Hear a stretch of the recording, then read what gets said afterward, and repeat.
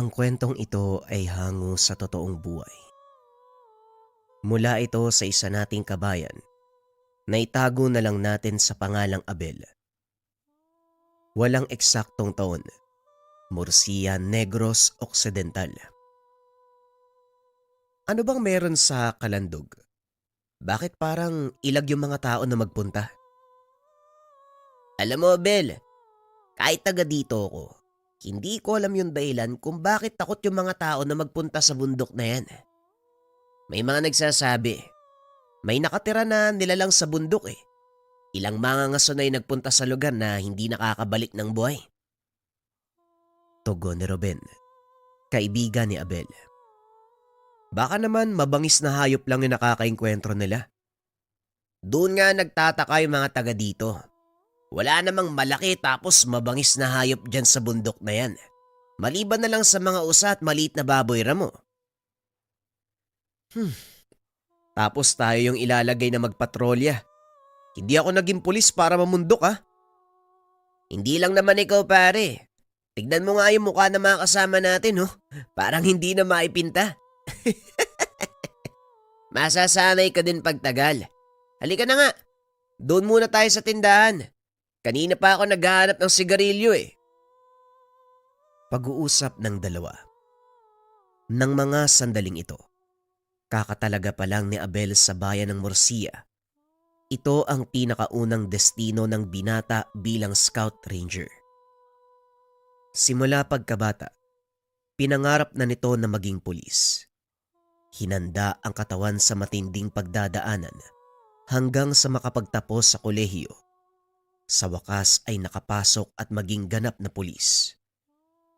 Nagkaroon ng pagkakataon si Abel na magsanay bilang scout ranger, kaya naman sinunggaban niya ito. Inasahan ng binata na madedestino siya sa malalayong lugar, ngunit hindi nito inaakala. Sa bayan ng Murcia sila itatalaga ng kaibigang si Ruben. Nanibago si Abel dahil lumaki sa syudad.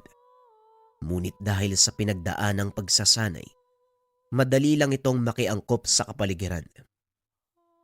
Ilang araw pa lang ang binata sa destino. Nagkaroon sila ng engkwentro sa mga rebeldeng grupo. 4 sa kanila ang sugatan, ngunit nagawang mahuli ang pangkat. Ito ang pinakaunang tagumpay ni Abel sa pinasukang larangan. Ngunit ito rin ang dahilan kung bakit unti-unting nagbago ang kanyang buhay at paniniwala. Tuwing 4:00 ng hapon, bumababa ng baryo ang magkaibigan upang magsagawa ng patrolya. Bahagi ito ng kanilang pang-araw-araw na tungkulin. At dahil medyo malayo sa kanilang kampo ang mismong kabisera, ginagabi sila ng pagbalik sa lugar. Mukhang aabutan na naman tayo ng dilim, Abel. Ang mabuti pa, bilisan na natin. Wala naman siguro. Hindi pa man natatapos ni Ruben ang sasabihin. Nakarinig sila ng sigawan. Ilang putok ng baril mula sa hindi kalayuan. Yan ang inaantay mo. Halika, itawag mo sa kampo. Humingi ka ng responde. Dali-daling pinuntahan ng dalawa ang pinanggalingan ng ingay. Nakita ang isang lalaki na may hawak na bata. Nakatutok sa sentido ang isang baril na 45. Magtago ka muna. Ako nang bahalang makipag-usap sa kanya. Susubukan kong kumbinsin na pakawalan ng bihag. Mag-iingat ka. Sa palagay ko walang balak na sumuko ang taong yan. Walang hindi madadala sa mabuting usapan. Kaya kumilos ka na. Siguraduhin mong hindi ka mapapansin ng lalaking yan. Hoy kayo! Walang lalapit. Kung hindi, sasabog ang ulo nito. Wika ng lalaki. Nakisalamuha si Abel sa mga nakikiusyoso. Nang mapansin siya ng isang matanda ay kaagad nilapitan at kinausap. Mabuti naman at nandito na kayo. Pero teka, nasa na mga kasama mo? Bakit nag-iisa ka lang? Paparating na ho sila pero teka, anong nangyayari? Bakit tangay ng taong yan ng bata? Yan si Nancio. Ang totoo mabuti siyang tao eh. Nagsimula siyang magkaganyan nang mamatay ang mag-ina niya dahil sa sunog. At yung batang hawak-hawak niya, anak ko yan. Kaya pakiusap, tulungan niyo po siya. Titignan ko magagawa ko, Manong. Sabihan mo mga tao, huwag gagawa ng kahit anong ikakagalit ni Nasyo. Naglakad ang binata papunta sa kinaroroonan ng lalaki. Nang makita nito ang binata, kagad ibinaling ang baril sa kanya. Teka, sandali lang kaibigan. Makikipag-usap lang ako. Kung pwede. Makikipag-usap? Para ano? Walang magagawa ang isang pangkaraniwang sundalo sa problema ko. Bakit hindi natin pag-usapan? Malay mo naman may maitulong ako. Wala kang maitutulong. Kaya kung ako sa'yo, huwag mo nang subukang lumapit o gumawa ng kahit ano. Isang maling galaw mo lang, sasabog ang ulo ng batang to. Teka kaibigan, wag naman ganyan. Maawa ka sa bata. Ano sa tingin mo yung mararamdaman ng mga magulang niya? O dahan-dahan lang ha, mamaya makalabit mo yung baril eh. Inisip ba nila ang nararamdaman ko nang mamatay ang mag-ina ko sa sunog? Pinabayaan nila kami. Wala ni isa sa kanila ang tumulong sa amin. Samantalang ako, kung may nangangailangan, hindi ako nagdadalawang isip. Nauunawaan kita, Nasyo. Ngunit hindi ito ang solusyon sa problema mo. Bakit hindi mo bitawan ng bata? Mag-usap tayo ng masinsinan. Ibababa ko ang armas ko. Ibaba mo din yung baril mo. Ipinapangako ko na walang mananakit sa'yo. Tayong dalawa lang yung mag-uusap. Nag-iisa ka. Paano mong masisiguro na walang mananakit sa akin? Tignan mo, taga-baryo. Parang gusto nila akong kainin ng buhay. Hindi yan totoo, Nasyo. Kilala ka namin bilang mabuting tao kaya pakiusap. Huwag mo namang dungisan ang pagkatao mo dahil lang sa hindi pagkakaunawaan. Pag-usapan natin at sabihin mo sa amin kung paano kaming makakatulog. Huwag mo akong lokohin, Kapitan. Alam kong pakitang tao lang ang ginagawa mo. Nung mga panahong kailangan ko ng tulong, nasaan ka? Hindi ba hindi nga kita makausap? Alam kong malaki ang hinanakit mo sa akin. Kaya humihingi ako ng tawad. Dahil hindi ko nagawang tugunan ng hinanaing mo. Habang nag-uusap ang dalawa, isa-isang nagdatingan ang mga kasama ni Abel. Nasipat niya ang mga ito na pinaliligiran ang lugar. Nagbigay ng hudyat ang binata na huwag magpapaputok. Kung naging maagap ka lang, hindi na sana umabot sa ganito ang lahat. Binalaan na kita, pero binaliwala mo. Hindi ka naniwala sa akin na may mga taong nais manggulo dito sa baryo. Hindi ko binaliwala ang sinabi mo. Hindi ba kumilos naman ang mga sundalo para apulahin ang mga rebelde?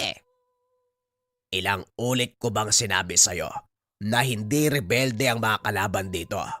Hindi sila pangkaraniwang tao.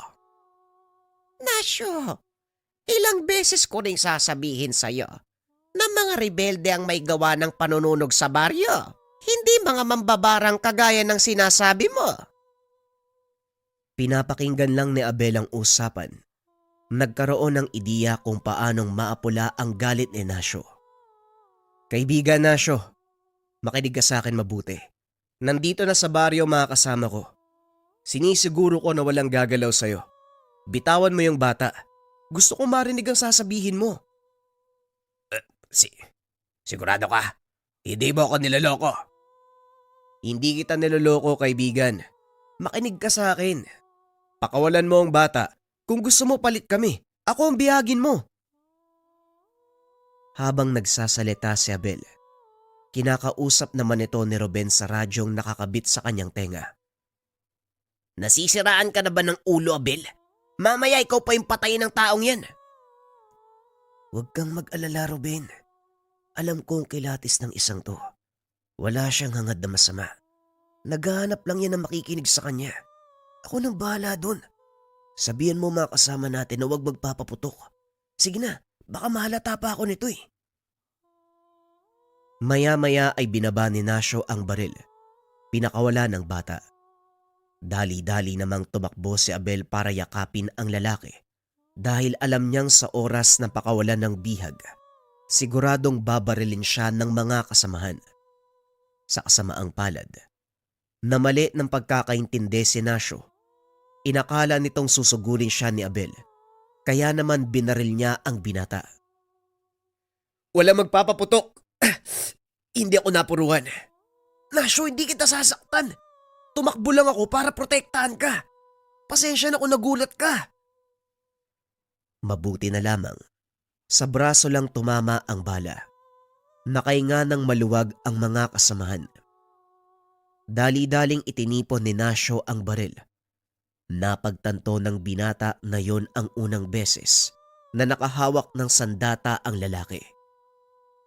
Sumama ka sa akin. Doon tayo mag-uusap sa kampo. Huwag kang mag-alala, hindi ka makukulong. Walang balak magsampa ng kaso si Kapitan. Salamat. Teka, ano ba pangalan mo? Tawagin mo akong Abel, kaibigan. Ikaw si Nasyo, hindi ba? Oo, tama ka. Pero matanong ko, bakit mo ko tinutulugan? Simple lang. Naintriga ako sa sinabi mo eh. Hindi rebelde ang may gawa ng panununog sa baryong to. Yon ang totoo. Nakita mismo ng dalawang mata ko ang pagyayari. Mamaya ko ipapaliwanag. Kailangan natin makarating sa ligtas na lugar bago magdilim. Dali-daling naglakad ang pangkat pabalik sa kampo. Ginamot ang sugat ni Abel. Pagkatapos ay pinuntahan nito si Nasyo na pansamantalang pinatuloy sa isang kubo. Pasensya ka na, medyo natagalan ha. Kailangan ko pang maghain ng salaysay tungkol sa mga nangyari. Kumusta ang pakiramdam mo? Maayos na kahit papano. Napanatag dahil hindi na ako nasundan ng mga tao. Ipaliwanag mo sa akin kung ano nangyari. At paano mo nasabi na hindi pangkaraniwang tao yung may gawa ng gulo sa baryo? Kitang-kita ako nang sunugin nila ang ilang kabayan sa gawing aplaya. Hindi suloy o kahit ano ang gamit nila. Wala silang hawak na kahit ano sa mga kamay. Ngunit nagagawa nilang magpaningas ng apoy gamit lamang ang pagdarasal. Pagdarasal? Meron bang ganun? Nakita mismo ng mga mata ko kung paanong nagliyab ang isang kubo nang wala silang ginagawa kung hindi tumayo at mag-usal ng dasal. Ano naman ang tawag sa kanila? Saka bakit nila ginagawa yung bagay na yun? Matagal ko na silang hinahanap. Mga dati silang mag-aaral ng maestro ko na si Tatang Sepro. Teka sandali, mukhang mahabang usapan to ha. Mabuti pa bukas na lang natin ituloy. Medyo kumikirot na yung sugat ko eh. Tama, mabuti pa ka. Pasensya ka na ha.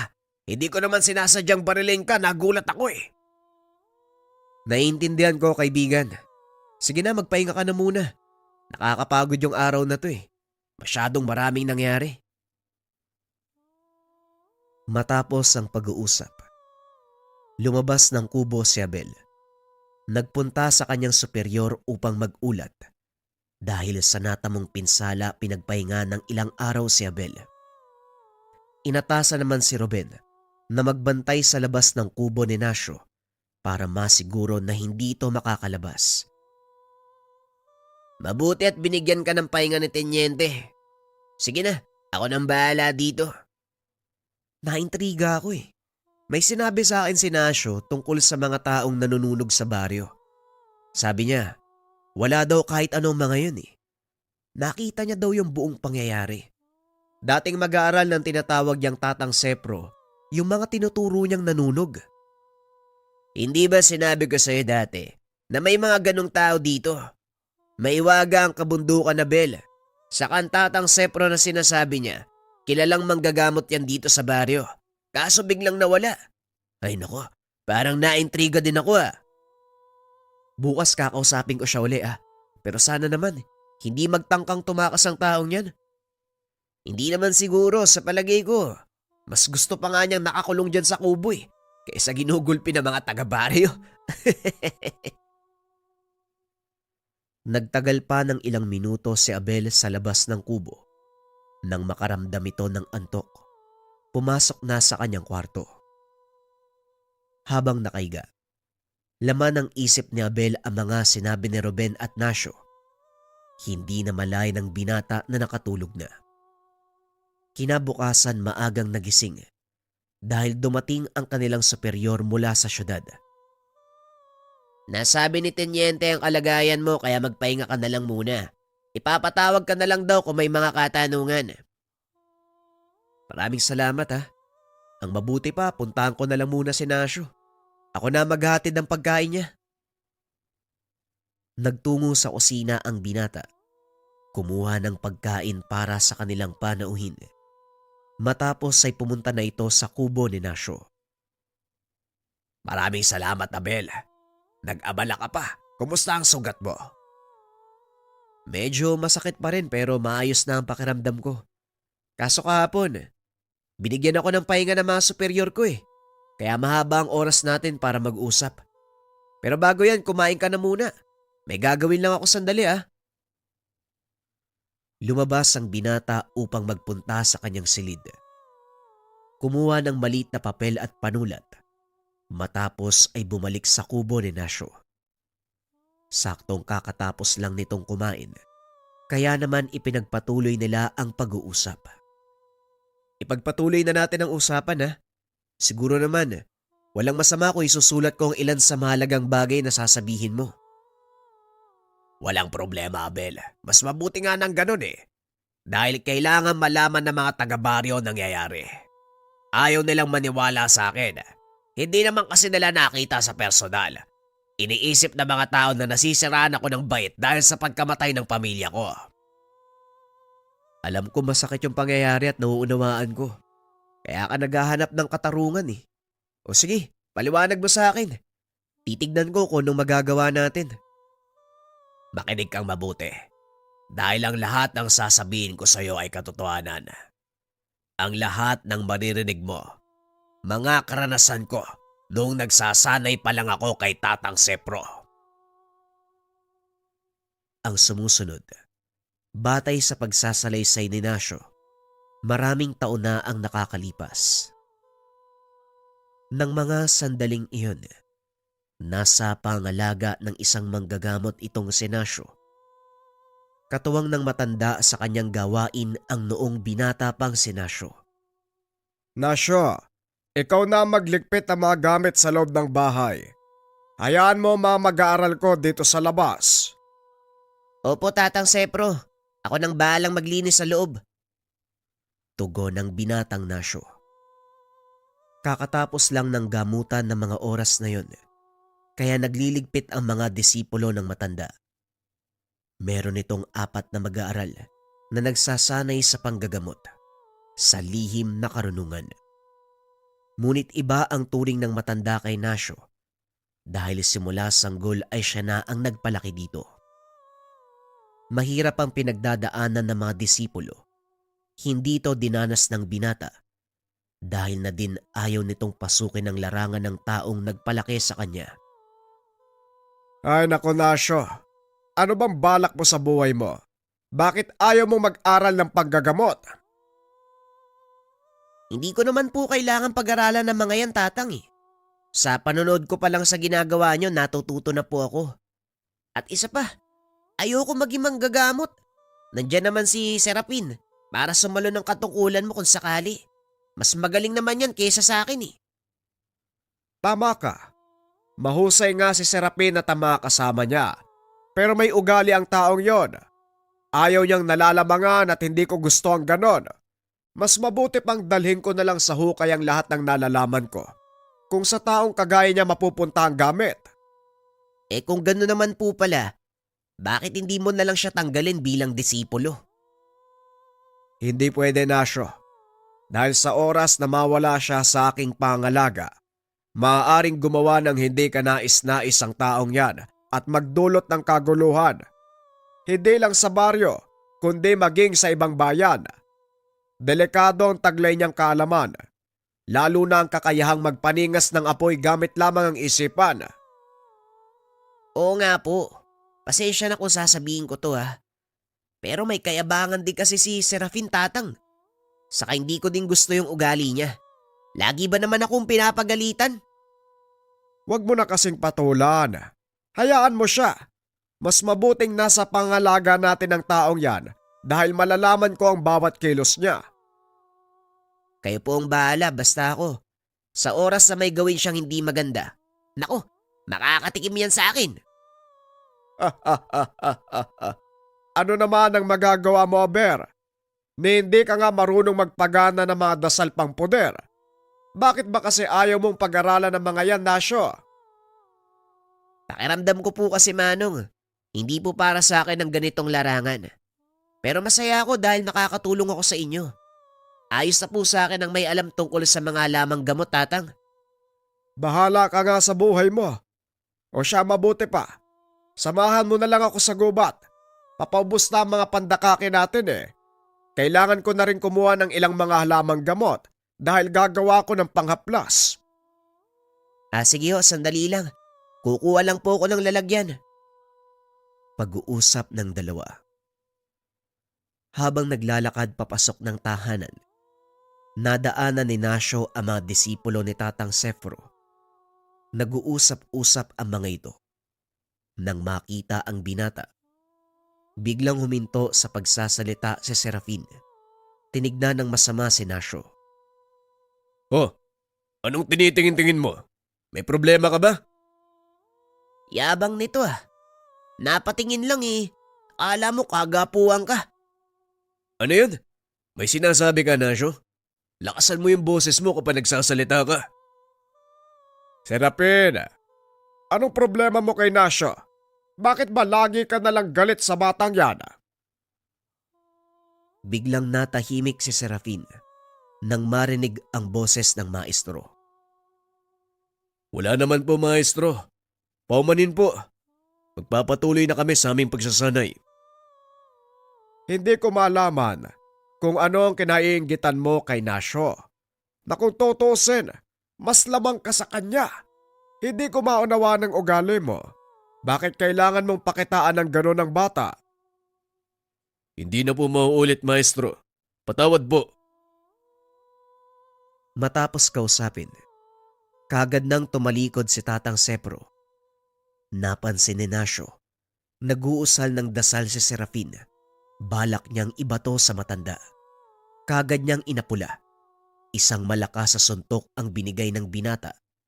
Tinamaan sa mukha si Serafin, dahilan para matumba ito. Bakit mo sinuntok si Serapin? Balak ang sunugin ng buhay ng taong yan, oh. Mabuti na lang nakita akong nag-uusal na mga dasal. Ikaw wala kang utang na loob, ah. Kung hindi dahil kay Tatang Sepro, saan ka pupulutin? Totoo ba ang sinabi ni Nasyo, Serapin? Magsalita ka! Matagal ko nang gustong gawin yan, pero palagi ako naapula. Masyado kang pakialamero, Nasyo. Bakit mo ko gustong patayin, Serapin? Ano ang pagkukulang ko? Simple lang, maestro. Hindi pala. Simula sa araw na to, itinatakwil na kita bilang guro. Gusto ko malaman ang dahilan kung bakit gusto kitang patayin. Gusto ko makuha ang lahat ng kaalaman mong nakaukit sa balat mo sa likuran. Nais mong makuha ang lahat ng kaalaman ko. Paano kang nakakatiyak na yun nga ang mga nakaukit sa aking likuran? Huwag mo na akong linlangin, tanda. Minsan mo nang sinabi sa amin na ang pinakahuling aral na ituturo mo, ibibigay mo lang sa oras na mapagtanto mong handa na kami at makukuha lang namin yon sa oras na patay ka na. Pwes, hindi ko naaantay ng araw na yon dahil ngayon pa lang kukunin ko na sa iyo ang bagay na yan. Ay nako, pinapasakit mo ang tiyan ko, Serapin. Halatang hindi mo nauunawaan ang mga sinasabi ko. Pasensya na, pero kahit patayin mo pa ako, hindi mo makukuha ang huling aral dahil hindi ka karapat dapat para dito. Makuha mo man ito, hindi mo rin magagamit dahil nakalaan ang mga kaalaman sa pagtulong sa iba at hindi sa pangsariling kapakanan. Marami ka pang sinasabi. Bakit hindi ka nalang mamatay? Akmang mag-uusal ng dasal si Serafin. nang bigla itong buhusan ng tubig ni Nasyo. O sige, subukan mo. Tignan natin kung makagawa ka ng apoy. Tumawa ng malakas si Tatang Sepro dahil sa ginawa ng binata. At dahil napahiya, dali-daling umalis si Serafin kasama ang ibang mga disipulo. Simula ng araw na yon, hindi na muling nagpakita ang Ginoo. Mukhang wala ka ng pagpipilian, Nasyo. Ikaw na lang ang nag-iisang naiwan sa akin. Sana naman, pag-isipan mong mabuti ang alok ko.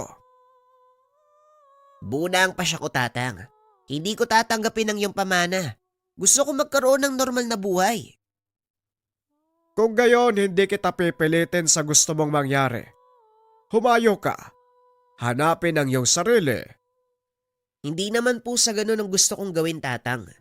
Hindi dahil sa ayaw kong tanggapin ng pamana na naisin ko nang umalis sa tabi niyo.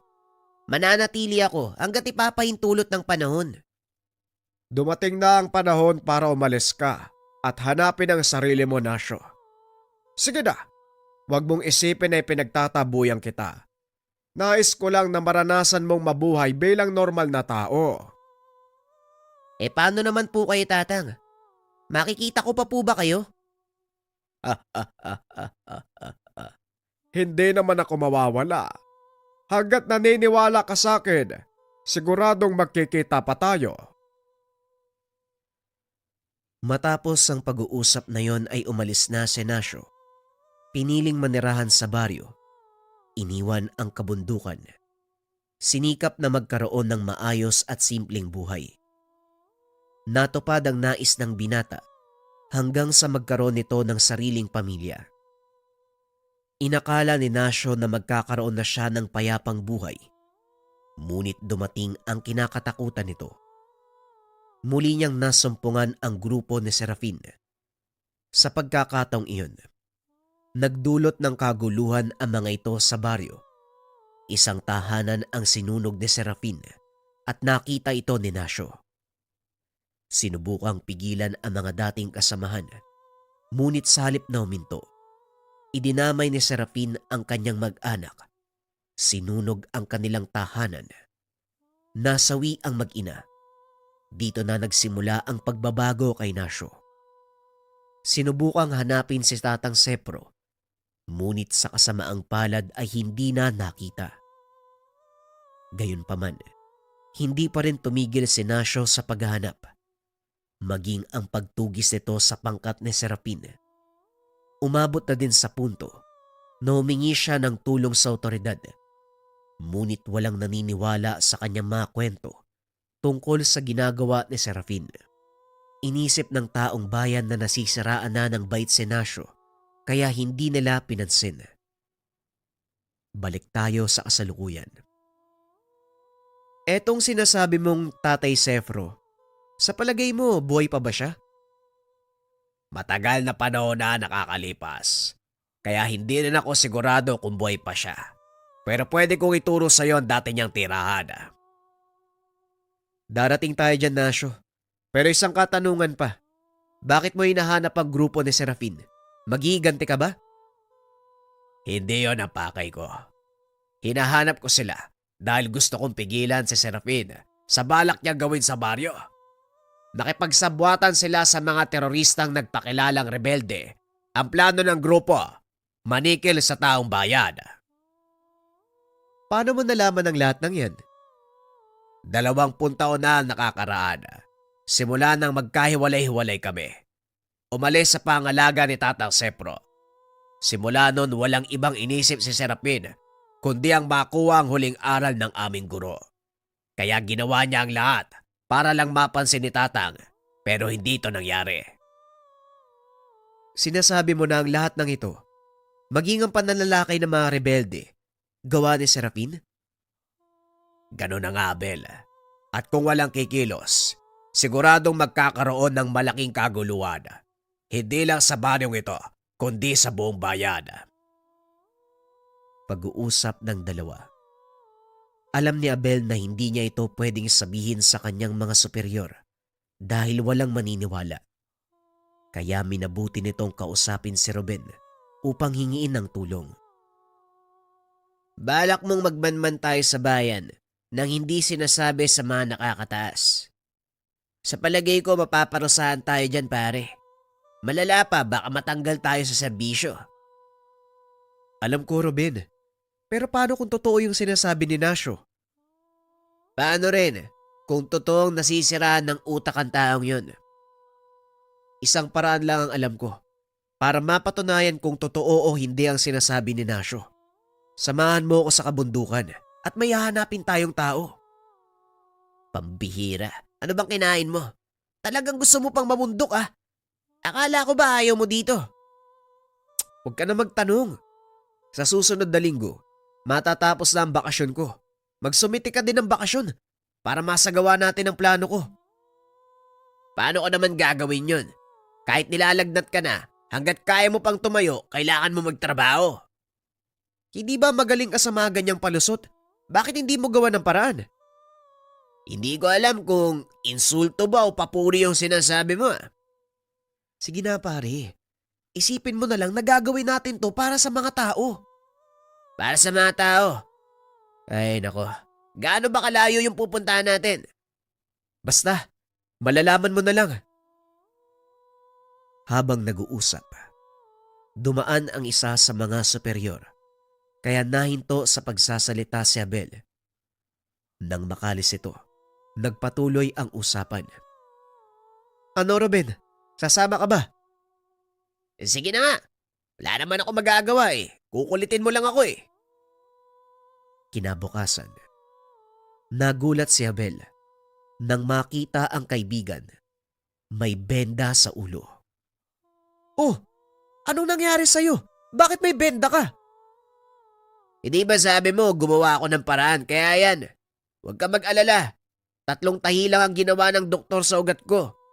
Binigyan din ako ng ilang araw na pahinga. Kaya kung lalakad tayo, kailangan na sa lalong madaling panahon. Nang sumunod na araw, nagpaalam ang dalawa na luluwas ng bayan dahil parehong may pinsala. Pinayagan sila ng mga superior. Isinama nila si Nasyo dahil ito ang nakakaalam ng kinaroroonan ni Tatang Sepro. Hindi ako sigurado kung naroon pa si Tatang ha. Baka nga magsasayang lang tayo ng oras eh. Malaki ang tiwala ko na makikita natin ang matanda. Kaya huwag kayong mawalan ng pag-asa. Gusto ko yung pagiging positibo mo, Abel. Pero minsan nakakatakot. Sigurado ka ba sa gagawin mo? Kung sakali makasumpong natin ang taong sinasabi nitong ni Nasyo, aba, baril kontra agimat ang magiging labanan. Tanging si Tatang Sepro lang ang maaaring makapigil sa kanila. Kaya umasa tayo na sana buhay pa ang maestro ko. O hindi kaya naman, sana may maiwan siyang maaaring makatulong sa plano natin. Matapos bilhin ng mga kailangang gamit, tumuloy sa paglalakbay ang tatlo. Paakyat sa kabundukan ng Kanlandog. Hindi naman ganong katarik ang daanan, ngunit punong-puno ito ng makapal at matitinik na mga halamang gubat. Nasa kalagitnaan na sila ng pag-akyat nang biglang bumuhos ang malakas na ulan. Kaya naman nagpasya ang mga ito na magkampo sa isang patag na bahagi. Kung kailan naman malapit na tayo, saka pa bubuhos yung ulan. Ayos talaga. Buti na lang dala ko yung tolda, kung hindi, nako, basang-basa tayo. Abel, may dala ka banduyan? Gumawa ng maliit na kubo ang tatlo, gamit ang dalang tolda. Nagsabit din ng duyan si Abel upang may matulugan. Walang ibang naririnig ang tatlo kung hindi huni na mga kulisap at ilang hayop na naggagala sa kadiliman ng gubat. Kaya naman nagpasya si Nasyo na basagin ang katahimikan. Matagal ko na ring hindi naranasan ng ganitong katahimikan. Wala kang ibang maririnig kung hindi huni ng mga insekto. At yabag ng mga paparating na tao. Maging alisto ka, Ruben. Dali-daling bumaba sa duyan ang binata at nagmasid sa paligid. Isang aso ang lumabas mula sa madilim na bahagi ng kagubatan. Biglang tumayo si Nasyo. Sandali lang. Ibaba niyo mga baril. Kilala ko ang asong yan. Paano nakarating ang isang aso sa lugar na to? Eh di ba wala nang bahay dito? Tama ka. Palatandaan nito na nasa paligid si Tatang Sepro. Alagad ng matanda yung aso na yan. Ang tagal na panahon na ang lumipas Bakit buhay pa yan? Huwag ka nang magtaka. May kakaibang kaalaman si Tatang Sepro. Siguradong buhay pa siya. Kung ganon, kailangan na nating magmadali. Walang dapat ipagmadali, Abel. Ipinadala niya ang asong ito para maging gabay natin. Mananatili siya dito hanggang bukas. Siya ang sundo natin. Napangiti si Abel dahil alam niya na hindi sila mabibigo sa misyon. Kinabukasan pagputok ng liwanag, dali-daling nagligpit ng tolda ang tatlo. Nagpatuloy sa paglalakbay. Ngunit nagtaka si Nasyo dahil pabalik sa baryo ang aso. Hindi ba ito yung dinaanan natin galing sa baryo? Bakit tayo bumabalik?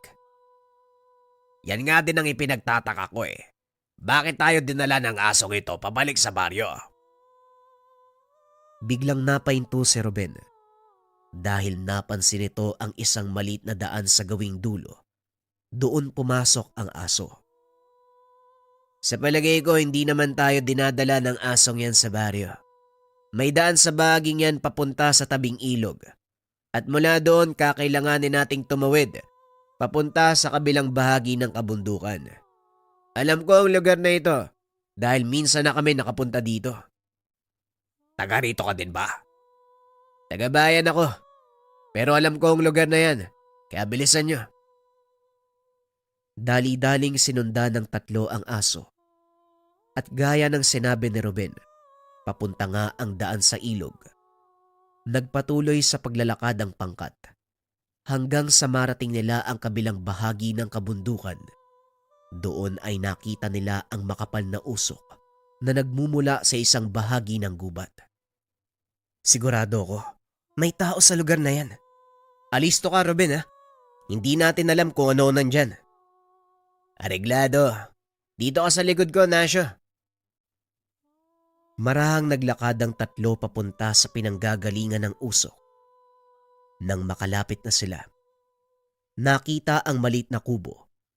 Sa harap nito, siga na pinagmumula ng usok. Patuloy na naglakad ang mga ito hanggang sa marating nila ang atangan ng dampa. Marahang binuksan ni Abel ang pintuan. Tinignan ko may tao sa loob. Walang tao dito, Ruben. Dito lang kayo. Titignan ko ang paligid. Mas makakabuti siguro kung wag tayo maghiwa-hiwalay. Hindi tayo sigurado kung sino ang nakatira sa kubong yan.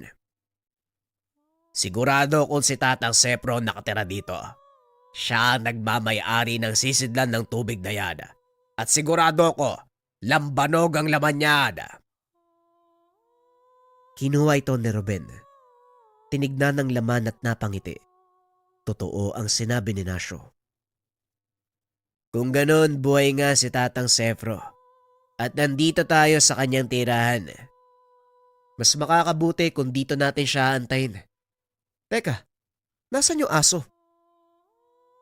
Laking gulat ng binata dahil nawala ang asong nagdala sa kanila sa lugar. Baka nandyan lang sa paligid, hayaan mo na. Ang importante, nakita na natin ang kinaroroonan ni Tatang Sepro. Hindi dito nagtatapos ang pagsubok, Abel. Tuso si Tatang Sepro. Susubukan niya ang pasensya mo. Kaya ang payo ko, habaan mo ang sinturon mo. Malinaw, Nasyo. Kilalang kilala mo si Tatang Sepro, no? Gaya ng sinabi ko sa'yo, siya ang nagpalaki sa akin. Kaya kilala ko ang bawat kilos. Alam ko kung paano mag-isip ang matandang yon.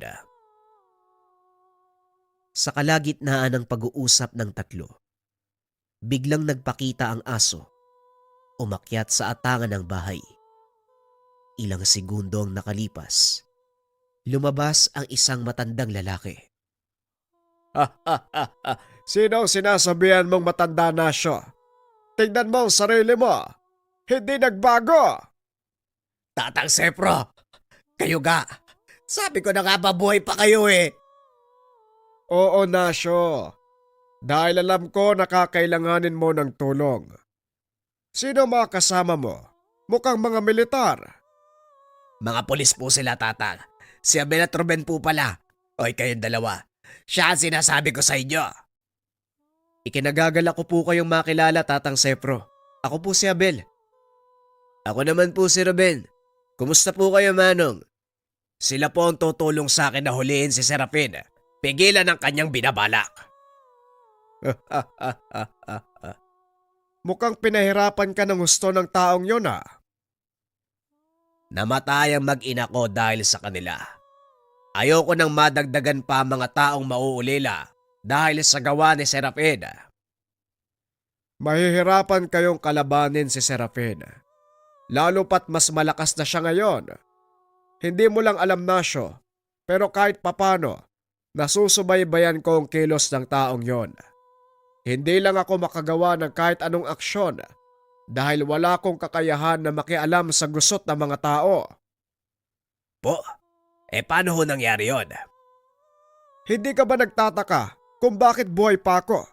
Makalipas ang mahigit 20 taon. Napagtanto ni Nasyo ang sinabi ng matanda. Sa pagkakalam niya, nasa 80 taong gulang na si Tatang Sepro bago niya iiwan. Ang totoo niyan, Tatang, alam ko pong maaari kayo mabuhay sa mahabang panahon dahil sa kakayahan ninyo.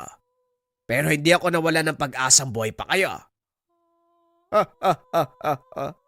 Nananatili ako sa anyong ito dahil alam ko na hindi pa tapos ang aking misyon.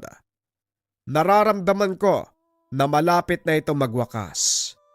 Sa oras na mangyari yon, doon pa lang ako makakapagpahinga ng lubusan, Nasyo. Ngayon sabihin niyo sa akin kung anong maitutulong ko. Kailangan namin ng dagdag na lakas para matalo si Serafin. Anong klaseng lakas, Nasyo? Noon pa kita inuudyo ka na pag-aralan ng mga nalalaman ko. Noon ko pa ipapasa sa iyo ang aking kakayahan pero tinanggihan mo. Kaya sabihin mo sa akin, anong klaseng lakas ang maaari kong ipagkaloob sa iyo? Napayuko si Nasyo sa mga sinabi ng matanda. Alam nito sa sarili na tanging ang kakayahan ni Mang Sepro ang maaaring makatalo kay Serafin. Alam ko po, Tatang, pinagsisisihan ko ang pagtanggi sa alok nyo. Hindi ko naman akalain na aabot sa ganito ang kahangalan ni Serafin. Gaya ng lagi kong sinasabi sa iyo, ang lahat ng gagawin nating aksyon may kaakibat na kaganapan. Mapasarili nating buhay o kahit para sa iba. Nakita ko sa iyo ang potensyal noon, ngunit tinanggihan mo. Kaya sabihin mo sa akin kung paano kita matutulungan. Nakikinig lang sa usapan sina Ruben at Abel. Hindi makatiis ang binata, kaya sumabat na ito. Pasensya na po, Tatang, ha, kung sasali ako sa usapan nyo. Sa nakikita ko, mahalaga kay Nasyo ang matalo si Serafin. Hindi lang para sa pansariling kapakanan. Napag-alaman din namin, nakaanib sila sa mga tulisan. Nagiging sanhi ng gulo. Kaya hindi ito usapin ang buhay lang ni Nasyo, kundi kaligtasan ng nakararami. Napatingin si Tatang Sepro sa binata at nilapitan ito. Naparito ka dahil sa pagtupad ng iyong tungkulin, tama? Tungkulin ko po ang pangalagaan ng kaligtasan ng nakararami. Hindi lang yon ang dahilan kung bakit ako naparito. Nakikita ko po kay Nasyo ang pagdanais bigyan ng katarungan ng kamatayan ng kanyang mag-ina. At ang layunin niya na hindi na madagdagan ng biktima ni Serafin. Bilang pulis, alam kong tama ang gagawin niya, pero sa maling pamamaraan. Hindi maaaring ilagay ni Nasyo ang batas sa kanyang kamay, kaya nandito ako para tumulong. Kung ganon, sige. Papaunlakan ko kayo ng kaunting tulong. Nasyo, kunin mo sa loob ng kubo ang maliit na kahon. Nakapatong sa gawing ulo ng higaan ko. Dali-daling pumasok si Nasyo sa kubo. Kinuha ang kahon na sinasabi ng matanda. Eto na po tatang. Ano po ang laman nito? Ang tanging sandata na maaaring magamit laban kay Serapin. Binuksan ng matanda ang kahon. Tumambad kay Nasyo ang isang maliit na bato. Halos kasing laki lang ng butil ng munggo. Kaya naman nagtaka si Abel kung paano itong makakatulong. Ano naman po yung magagawa ng maliit na bato?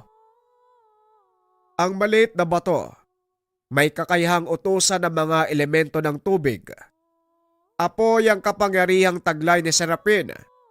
Alam ni Nasyo ang gagawin. Trabong ko ng tubig ang bato na yan, Abel. Matagal nang pinangangalagaan ni Tatang Sepro. Sandali lang. Hindi ba ang sabi mo sa akin noon na sa oras na bitawan mo ang pangalaga sa trabong ko, matutuntun ka ni Serapin? Tama ka. Ito ang paraang alam ko para magkaharap kayo. Tandaan mo, Nasyo, hindi ka matatalo ni Serapin hanggat nasa pangalaga mo ang trabong ko. Kaya wag mo itong iwawaglit. Pero Tatang, paano po kayo? Gaya ng sinabi ko, sa oras na matapos ang misyon ko, doon pa lang ako makakapagpahinga. At tapos na yon. Ipinapasa ko sa iyo ang pangalaga sa trabong ko. Sa pagkakataong iyon, hindi na tumanggi si Nasyo. Tinanggap nito ng buo ang tungkulin, maging kahalili ni Tatang Sefro. Anong gagawin namin, Tatang? Paano namin malalaman kung paparating na si Serapin? Sa oras na bitawan ko ang kahon, mararamdaman ni Serapin ang presensya ko at kusa siyang lalapit. Alam kong nasa paligid lang ang taong yon. Hindi niya lang ako matagpuan dahil sa sabulag na taglay ng trabong ko ng tubig. Makapangyarihan ang gamit na yan, Nasyo. Kaya huwag kang magpapadalos-dalos sa mga gagawin mo gamit ang trabong ko. Nauunawaan ko po, Tatang. Makasama magsipaganda kayo. Maaaring anumang oras, magpakita na si Serapin. Matapos magsalita, inilapag ni Tatang Sepro ang kahon sa palad ni Nasyo. Biglang nag-iba ang kapaligiran. Nawala ang makapal na kakawyan. Naging malawak na kapatagang puno ng talahib. Nakiramdam ang pangkat. Ilang sandali pa ang nakalipas. Biglang nagliyab ang paligid, paikot sa kinaroroonan nila Abel. Nandito na siya. Maganda ka, Nasyo. Kayong dalawa, pangalagaan niyo ang taong ito. Huwag kayong aalis sa tabi ko, Manong. Hindi, Nasyo. Oras na para umalis ako. Uuwi na ako sa aking pinagmulan at magpapahinga. Napatingin si Abel sa matanda. Nakitang unti-unting naglalaho kasabay ng usok. Nauunawaan ko po, Tatang. Maraming salamat po sa lahat, maging sa tiwala mo. Pangako, hindi ko po kayo bibiguin. Alam ko, Nasyo. Mag-iingat ka. Magkita na lang tayo sa susunod nating buhay. Matapos magsalita ng matanda, tuluyan itong naglaho. Tumambad naman sa harap ni Abel ang isang lalaki na walang damit pang itaas. Sa wakas, nagkita tayo muli, Nasyo. Nasaan ang matandang ermitanyo? Wala na ang maestro. Kaya ako nga harapin mo. Huwag kang magpatawa, Nasyo. Anong magagawa mo? Hindi mo nga kayang tumayo para sa iyong sarili. Noon wala akong magagawa dahil hindi kita kayang labanan. Wala akong sapat na kakayahan para pigilan ka. Pero ngayon, hindi na ako papayag na gamitin mo pa ang lahat ng natutunan mo para magkalat ng takot sa mga tao. Nasyo, sa tingin mo ba natatakot ako sa'yo? Alam nating pareho na kahit sa tingin lang, kayang-kaya kitang sunugin. Ano pa kaya magagawa mo? Wala kang kapangyarihan dahil tinanggihan mo ang alok ng matanda noon. Kaya sa halip na makipagtagisan ka pa sa akin, Bakit hindi mo na lang ibigay ang matagal ko nang hinihingi sa kanya? Napagtanto ni Abel, si Serafin ang taong karap nila. Kaya maingat itong umatras. Ipinaubaya kay Nasyo ang kalaban. Ruben, dumistansya ka muna. Hindi natin sukat ang kalaman ng taong yan. Masyadong delikado. Kung susugod tayo, isang maling galaw lang, pwede tayo mapahamak. Nag-aantay lang ako ng utos mo, pare. Huwag mo ding lulubayan ang tingin si Nasyo. Alam ko, makiramdam ka sa paligid dahil pwedeng may mga kasama siya nagtatago. Biglang nilingon ni Serafin ang dalawa. Pinaikutan ng apoy ang kinakatayuan. Hindi natinag ang dalawang binata na natili sa kinakatayuan. Tignan mo nga naman. May dalawang bayani mula sa pamahalaan. Anong pakay nyo dito? Hindi sumagot ang dalawa. Sa halip muling kinuha ni Nasyo ang atensyon ni Serafin. Ako ang kalaban mo, kaya sakit ka umarap. Pwede ba, Nasyo? Tama na ang pagpapatawa dahil hindi na ako natutuwa. Itinaas ni Serafin ang kamay. Biglang nanigas ang katawan ni Nasyo. Nakaramdam ng matinding init na nagmumula sa kaloob-looban. Pilit pinapakalma ni Abel ang sarili dahil alam niyang maaaring ikapahamak ni Nasyo ang anumang maling galaw.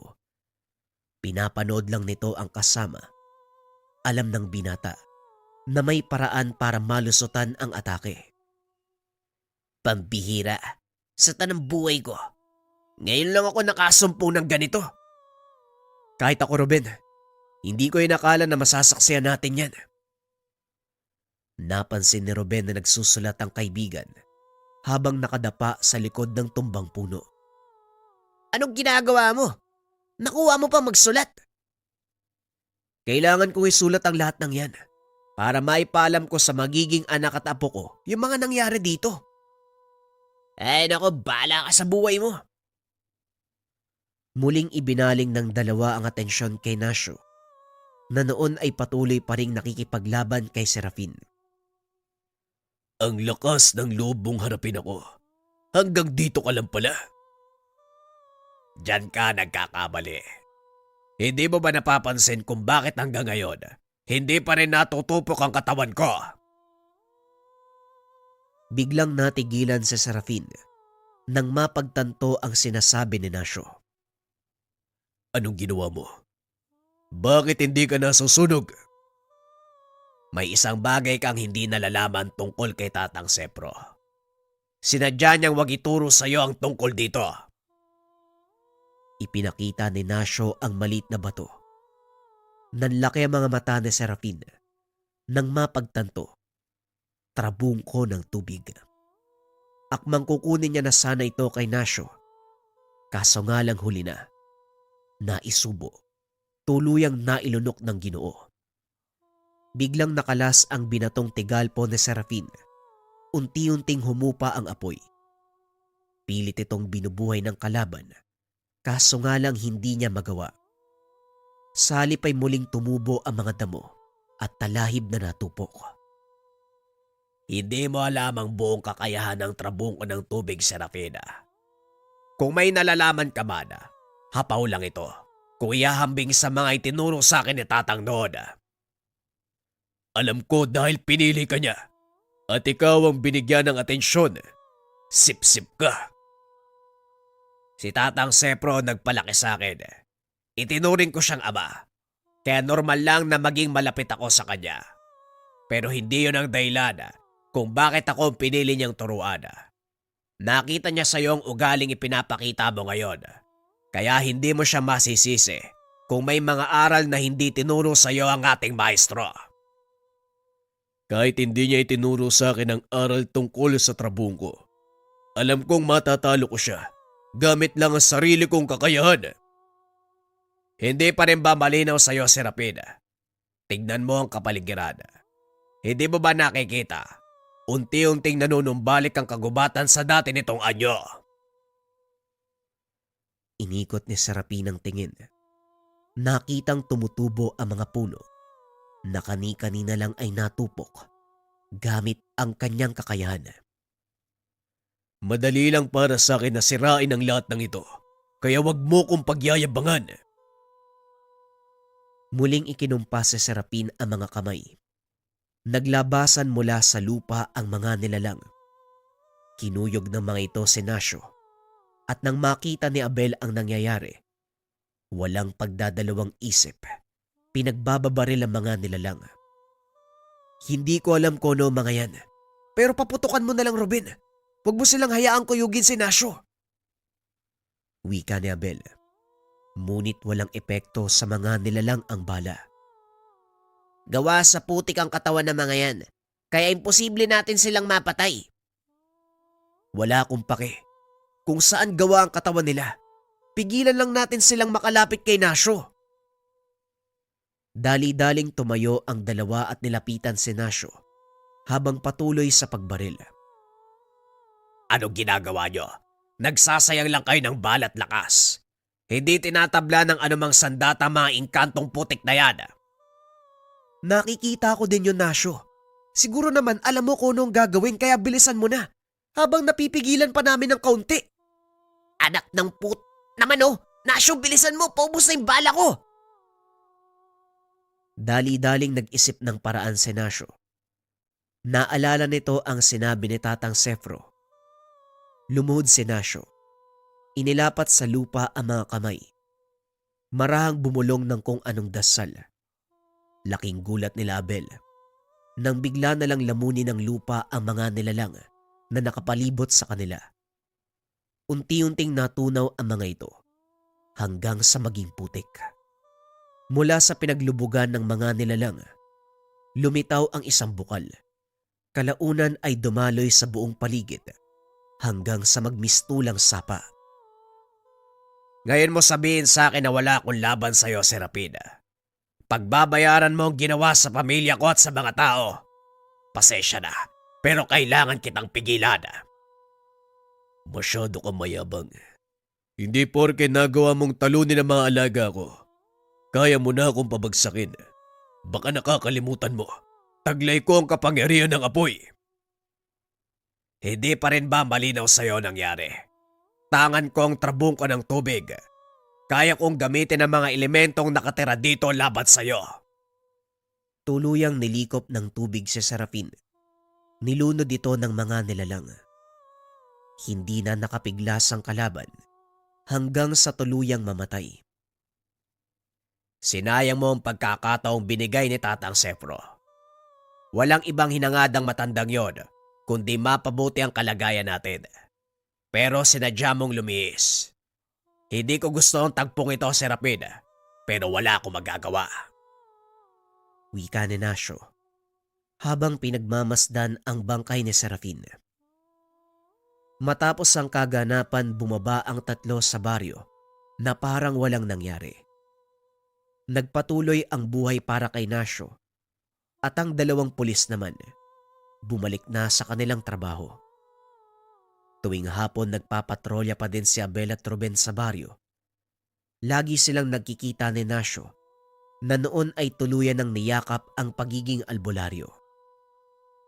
Isang bagay ang pinagtataka ng mga tao dahil biglang lumitaw ang isang bukal na kalaunan ay naging sapa.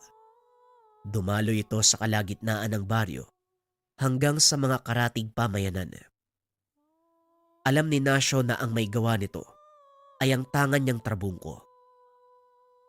Nagsilbi ang sapa na yon na alaala ni Tatang Sefro dahil ang pinagmumulan ng bukal ay ang mismong lugar kung saan nakatayo ang dating kubo ng matanda. Taon-taon, dinadalaw nila Abel ang lugar. Nag-aalay ng mga bulaklak. Kasabay nito ang pagsariwa nila sa mga alaala na minsan nilang makasalamuha ang isang ermitanyo na may taglay ng kapangyarihan ng tubig na nasa kabundukan ng Kalandog.